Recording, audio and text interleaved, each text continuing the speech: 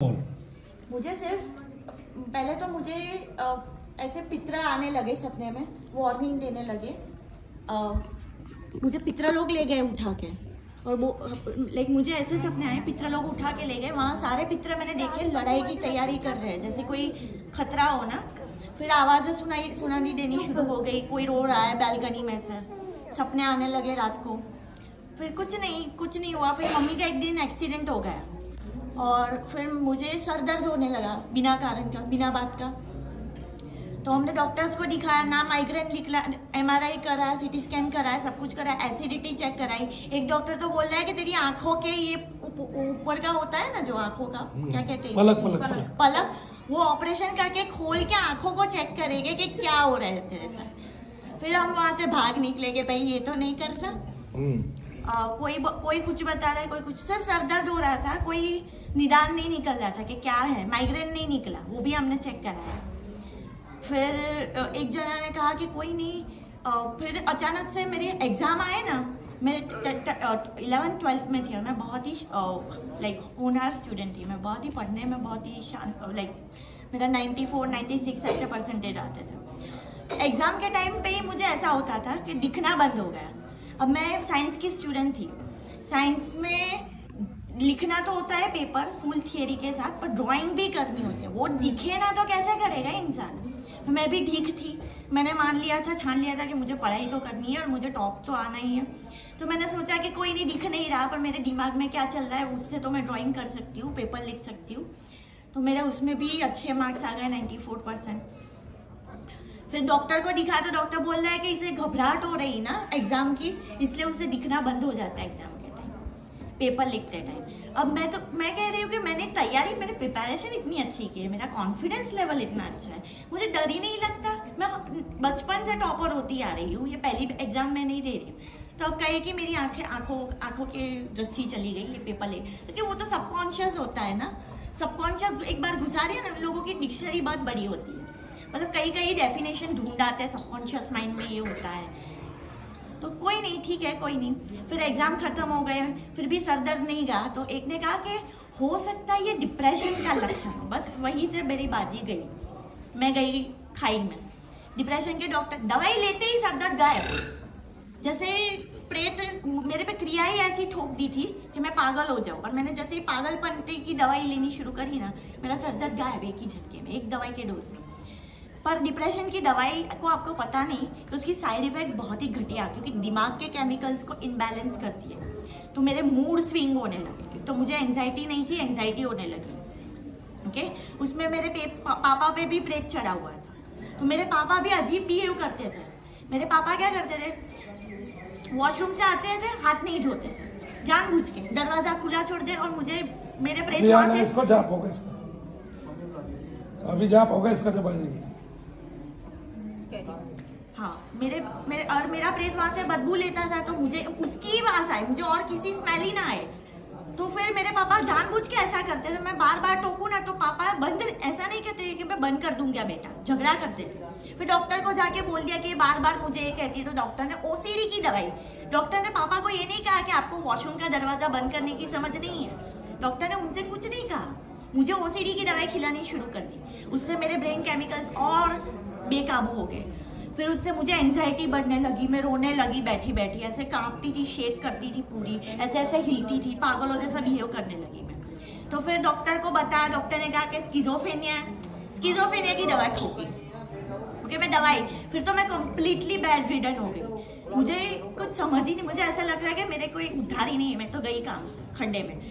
फिर डॉक्टर के पास गए, बोला कि यार आपकी दवाई से एक तो कोई फर्क नहीं पड़ रहा और तबीयत ज़्यादा बिगड़ रही है। आपको ये नहीं लगता कि बाय चांस, एनी चांस आपकी दवाई में कोई गड़बड़ है, आपके निदान में कोई गड़बड़ है? हमने ऐसा बोला ना।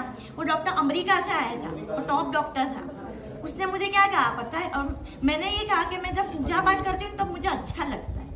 मैंने सिर्फ ये सेंटेंस बोल दिया।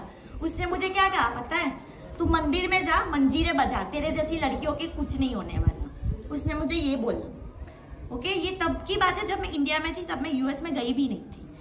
एक तो इन लोगों ने मुझे को बेहाल कर दिया, और फिर मुझे ये बोलते हैं कि तू मंदिर में मंजीरे बजा, तेरे जैसे लोगों के कुछ होने वाला नहीं। उसने ये नहीं कहा कि मेरी दवाई से कोई फर्क नहीं पड़ता। उल्टा दोष मेरे पे ही ठोक दिया, जैसे मैंने कोई गुनाह किया हो उसकी फरियाद करके।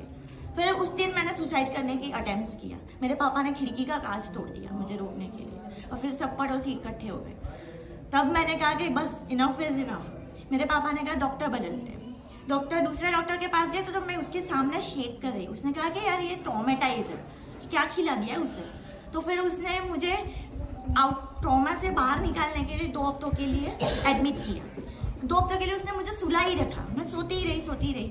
फिर दवाई मेरी शुरू की नए सर से मेरा निदान किया।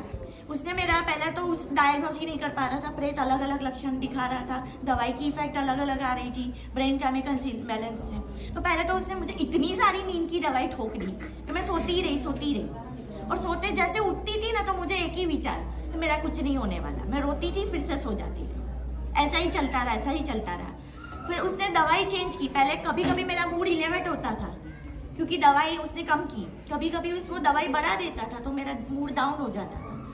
तो ये साइकिल होती गई ना। दर 2 हफ्ते में हम दिखाने जाते थे, दर 2 हफ्ते में दवाई चेंज होती थी। अब दवाई चेंज होती थी, ब्रेन के केमिकल्स इम्बैलेंस हो गए तो मूड भी ऐसे ही स्विंग होगा। तो उसने मेरा निदान किया कि इसे बाइपोलर। अब दवाई की वजह से बाइपोलर था कि बाइपोलर था इसलिए दवाई दे रहा था। नहीं, बाइपोलर होता क्या है? उसमें मूड स्विंग होते हैं पर मेरा मूड स्विंग नहीं हो रहा था। चेहरे के भाव बदलते रहते हैं। नहीं, इमोशंस कभी कुछ मन करेगा, कभी कुछ मन करेगा। हाँ। नहीं, आपकी कमर में दर्द था, डॉक्टर आपको बता रहा है डिप्रेशन। वो गुस्सा करती हूँ ना और ज्यादा, मतलब रोती रहती है इस वजह से। नहीं, फिर तो वो डिप्रेशन होता है। रोना डिप्रेशन होता है, गुस्सा डिप्रेशन होता है। हाँ, तो मैं एक बार पूछ के आ गई, फिर उसके बाद दवाई नहीं लेके आई, है ना? नहीं, एक बात तो है, डॉक्टर ये भी लिख के देने के लिए तैयार नहीं कि तू ये रोग बता रहा है, इसकी इलाज कर दे, दवाई दे दे, ठीक कर दे। ना तो ठीक करने के लिए तैयार है। कितना होशियार है डॉक्टर, ठीक भी नहीं कर रहा, दवाइयां भी दे रहा है और आपको नए नए रोग भी बता रहा है। बाद में डॉक्टर ने क्या किया? अब सोने की दवाई देता था, फिर बाइपोलर की दवाई शुरू की। उसमें मैं सोती रही, उसमें मेरा पूरा बीटेक खराब हो गया। हाँ। मेरे परसेंटेज इतने अच्छे नहीं आए। ठीक है, मैंने अलग चांस लिया। मैं जब भी घर से बाहर निकलती थी, मेरे पापा से दूर रहती थी ना, तब मैं ठीक। मेरे पापा के दिमाग में ऐसा सेट हो गया कि ये बीमारी है, तो डॉक्टर से जाके उल्टा सीधा बोल लेते। मैं गुस्सा नहीं करती ना तो भी डॉक्टर को बोलते कि ये गुस्सा कर रही है। वो खुद झगड़ा करते हैं, मुझे मारने दौड़ते हैं और डॉक्टर को जाके बोलते हैं कि ये गुस्सा करती है। अब कोई आप किसी को मारोगे तो वो प्रोटेस्ट तो करेगा ना। फिर डॉक्टर फाइल में लिखता था अग्रेसिव बिहेवियर, फिर उसकी दवाई नंबर कर देती है। ओके, अग्रेसिव बिहेवियर की मतलब मैं सोते रहो। मतलब मेरे पापा का भी दिमाग, हमारे पूरे घर पे क्रिया थी, तो मेरे पापा का इन लोगों ने ऐसे दिमाग घुमाया कि तेरी बेटी बीमार है। उसके दिमाग में एक ही थॉट चले कि मेरी बेटी बीमार है, उसे दवाई की जरूरत है, और यहाँ मैं पथारी में पड़ी रहूँ। देखो बेटे, अब आपको दर्द है बहुत ज्यादा, ठीक है, मैंने छोड़ दिया, जाप छोड़ दिया। मैं जाप कर रहा था, आपका नाम पूछा, अब मैंने जाप छोड़ दिया। जब मैं जाप कर रहा था तब आपके दर्द बढ़े जा रहे थे, ऐसे जैसे मरने के लेवल तक पहुंच गए। अब मुझे बताना आराम पड़ा क्या? ठीक है, कुछ ही क्षण रुको, तब तक आप अपनी स्टोरी बताओ। फिर उसके बाद मैंने जब यूएस गई ना, तो मैंने कहा कि देखो खर्चा हुआ है, पापा आपने खर्चा करके मुझे यहाँ भेजा है, अब दवाई मुझे खिलाओगे सोने की, तो ना तो मैं ग्रेजुएट मास्टर होगी और आपके पैसे भी खाई में जाएंगे। अब आपको क्या करना है? तो पापा ने जाके डॉक्टर को बोला कि नींद की दवाई कम करो। नींद की दवाई कम की ना, मेरी तबीयत अचानक से सुधर गई। मैंने अच्छे ग्रेड्स लिए और मेरी गवर्नमेंट में जॉब लगी वहाँ। ठीक है, यूएस में, अमेरिका में। फिर मैंने वहाँ से एक मंकी खरीदा, वो मंजीरा बजाता है ना, पता है, चाबी, वो उस डॉक्टर को भेजा था कि देख साले, तूने मुझे कहा था ना कि तेरे जैसे लोगों को मंजीरा बजाना चाहिए, देखिए मंजीरे वाला मंकी मैं तुझे भेज रही हूँ, खुश रहना।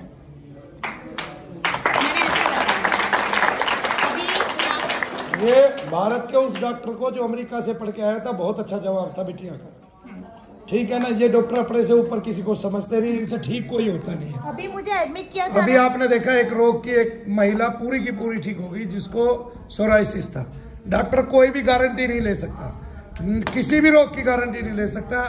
ऐसे तो लाइलाज रोग दुनिया भर के हैं। देखो मैं आपको एक बात बताता हूँ आज बेटे, आप सब मेरे सामने खड़े हो, मेरी बेटियां हो आप, मैं आपसे एक बात पूछता हूँ कि कोई बाबा पे एक इल्जाम लगा दे, वो जिंदगी भर के लिए जेल चला जाता है ना, और फिर उसकी खबर को इतना उछाला जाता है, क्या कहते हैं, कुछ हद नहीं। ठीक है, और उसको जीवन भर याद रखा जाता है उस बाबा को। आपको पता है पूरे साल में डॉक्टर उतने पुण्य नहीं करता जितने पाप करता है, फिर भी हम उसको भगवान मानते हैं। कहाँ है भाई, कहाँ है? एलोपैथी का डॉक्टर जितना पापाचारी होता है इतना कोई नहीं होता। 90% महिलाओं को जो रसोली के ऑपरेशन करता है निगेटिविटी है, मनु भैया ने सिद्ध कर दिया है। 90% महिलाओं को जिनको पित्त की थैली में पथरी बताता है, पित्त की थैली रिमूव करता है, उनको क्या है, उनको 90% महिलाओं को क्या है, निगेटिविटी है, और वो उनको ठीक नहीं कर पाता। ऑपरेशन करने के बाद भी उनको दर्द एजिटेज बने रहते हैं। ऐसे ही रसोली का और ऐसे ही माताओं बहनों को किसका, बच्चेदानी का। इसी प्रकार से एक चीज पर वो और हमला करता है।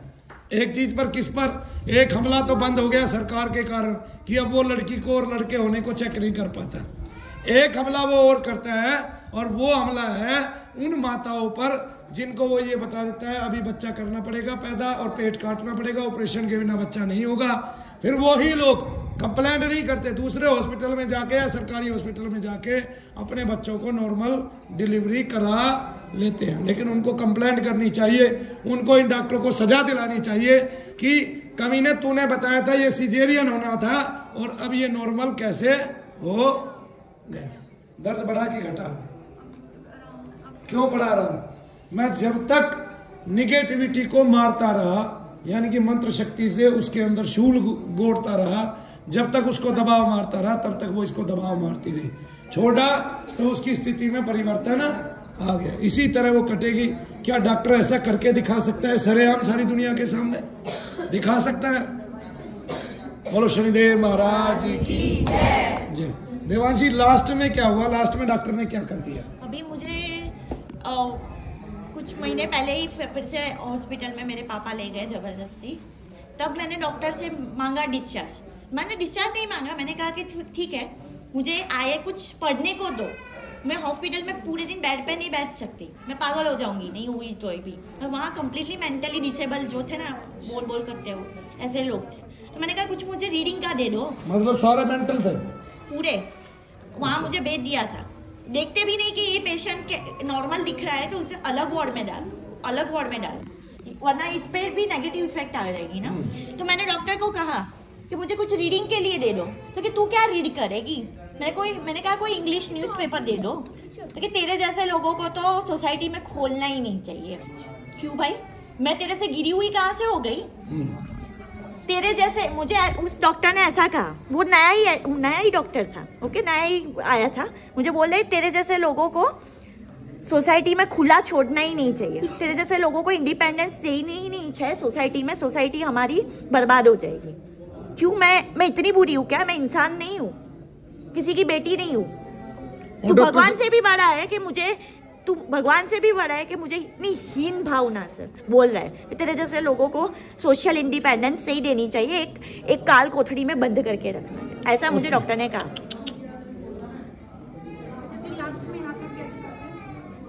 ठीक है, मैंने स्ट्रगल की अपनी, मुझे नहीं वो शेयर नहीं करनी वो स्ट्रगल, बट ठीक है मैंने अपनी स्ट्रगल की। अब उस डॉक्टर को मैं दिखाऊंगी। नहीं, उसको क्या भेजेगी? उसको तो तूने झुनझुने वाला वो भेज दिया। हाँ, मैंने उसको मंकी भेजा। ओके देख, तू ये है साला, तू मंजीरे बजा। इसको गधा भेज दियो। वो तो पूरा गधा ही है। गधा को गधा भेजना है ना फिर।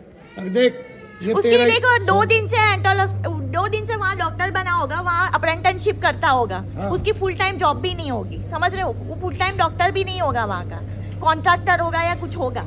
उसकी गवर्नमेंट जॉब भी नहीं लगी होगी। और शेखी कैसे मार रहे हैं ये लोग, समझ रहे हो? आप कहाँ तक पढ़े हो?